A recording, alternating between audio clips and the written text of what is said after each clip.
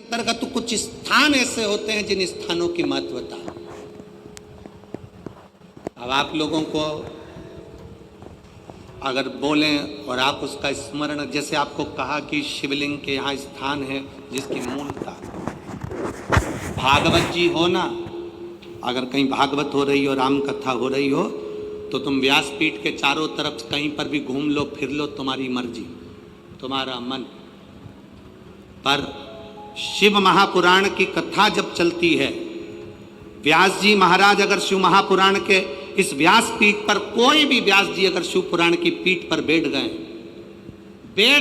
कथा चालू हो चाहे ना हो, अगर व्यास पीठ पर शिव पुराण की पीठ पर बैठ गए, तो जहां भक्त बैठते हैं उसके सामने, इस व्यास पीठ के ठीक सामने नंदी का स्थान हो जाता है।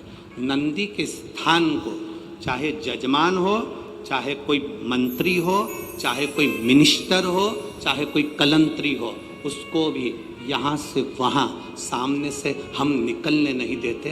क्यों?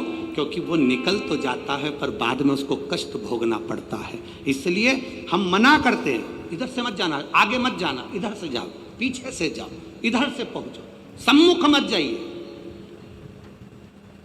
जितनी दूरी बनती है इस व्यास पीठ के सम्मुख।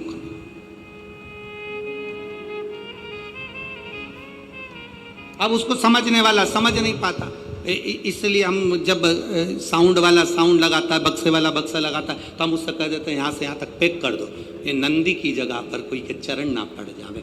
जितनी देर आप कथा सुनते हो, जितनी देर आप कथा के मंडप में बैठकर कथा सुनते हो, उतनी देर 33 कोटि देवता नंदीश्वर तुमरुका जी इस व्यासपीठ के ठीक सामने बैठकर शंकर की कथा का स्मरण करते हैं। कथा का स्मरण,